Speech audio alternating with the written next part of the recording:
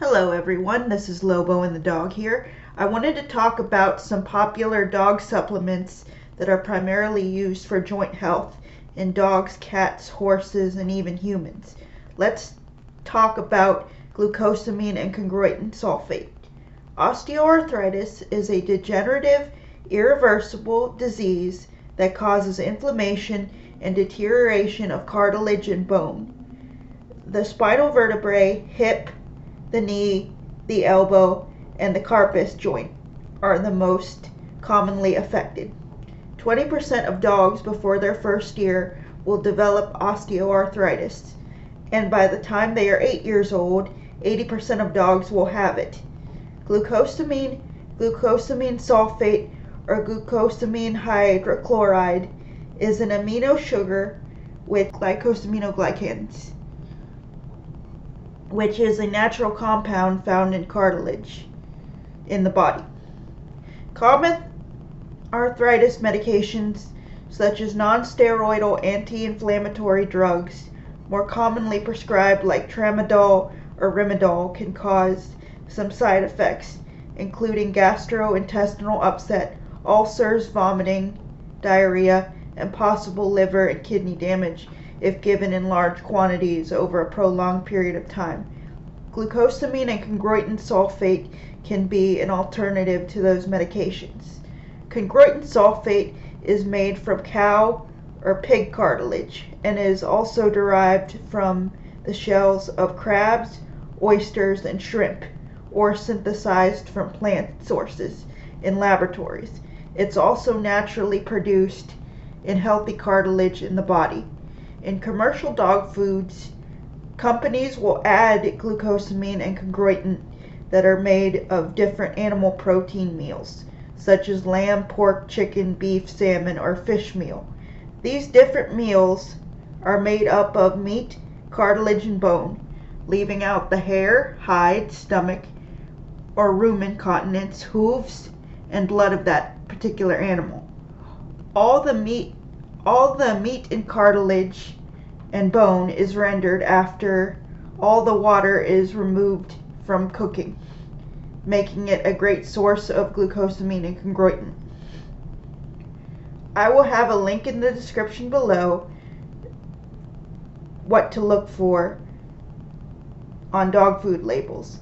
Not all meals are created equal. You want to look for specific named protein meals, such as chicken meal, lamb meal, salmon meal, etc., and avoid the labels like bone and meat meal, animal meal, or byproduct meal, because the quality and source can be questionable. Unfortunately, because glucosamine and chondroitin is a supplement and not a medication, it is not regulated by the FDA for quality and purity, such as are most supplements for pets, unfortunately. It's important that you have a talk with your veterinarian on which supplement or food you should be feeding your dog. Dosage depends on the size and weight. For example, my dog is a large breed mix. Tully is 71 pounds. His maintenance dosage would be 500 to 1,000 milligrams of glucosamine and chondroitin per day. Let's say, for example, he had hip dysplasia. You would need to double that amount for about 6 weeks to get it to maintenance level. So that would be 1,000 to 2,000 milligrams for 6 weeks, and then you lower the dosage. His dog food contains 1,200 milligrams of glucosamine and 1,200 milligrams of chondroitin. Here's an example of what you want to look for in a label.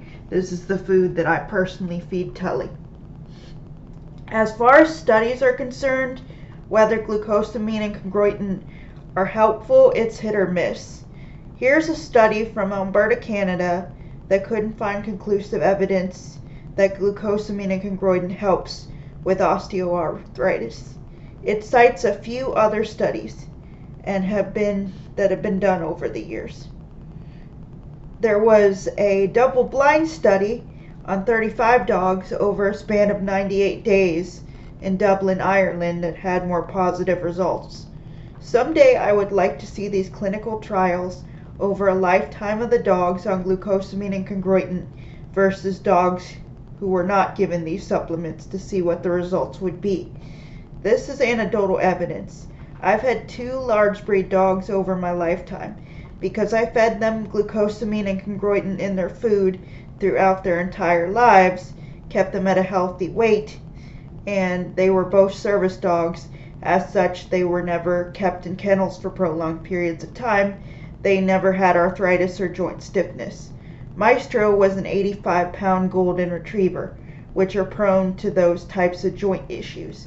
Tully is Maestro's great nephew, and he's half golden retriever and half Labrador retriever, so he's most likely prone to those diseases as well. So that's why I recommend being proactive about your dog's joint health.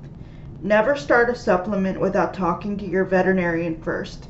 There are so many unregulated, dangerous supplements out there, it's not worth the risk. As I said before with the probiotic video, it's a lot better to buy the food with these supplements already in them as opposed to buying a separate supplement. It's not a one and done solution. Maintenance and prevention is obviously key. Once cartilage is destroyed, it cannot grow back. You would have to give your dog the supplements for the rest of their lives. So it's important to maintain healthy joints now. We all want to keep our dogs happy, healthy, and running throughout their lifetime. You want to always keep your dogs physically active, but not push them too hard to avoid injury. Even if your dog has arthritis, you still want to keep them moving, just at a slower pace. Keeping them at a healthy weight is also important. Even just a little bit of extra pounds of body weight on a small dog can cause joint deterioration. Remember that treats should never exceed 10% of their overall calorie intake. If your dog is going through training where you need a lot of treats, reduce his food intake by 10%. Try to buy low-calorie treats when training. Some of the other ways you can get glucosamine and chondroitin in a dog's diet would be bone broth or plain gelatin, which is made from cows or pigs' cartilage. Obviously, you don't want to give flavored gelatin with artificial sweeteners like xylitol. You can flavor the gelatin with different broths such as chicken, beef, or pork, or even peanut butter or pumpkin.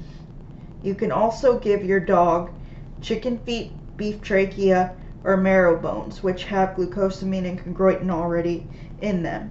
Just remember, marrow bones can crack a dog's teeth, so give with caution. Always supervise your dog with any type of chews. Since Tully is a service dog, he can't have real marrow bones due to it being a dental hazard, so I give him marrow roast from Wellness Core. It's cooked bone marrow, much like a dog biscuit, but there's no potential for tooth breakage or choking. It also is high in glucosamine and chondroitin and has a strong beef smell, and you could tell he loves it. I appreciate you taking the time out of your day to listen to me. Has your veterinarian ever recommended glucosamine or chondroitin? Did it help? I'd love to hear about it. As always, if you find this video helpful, you know the bell, you know the button, you know what to do. Remember to subscribe if you want to hear more educational related dog content. Thanks for listening, guys. I appreciate it.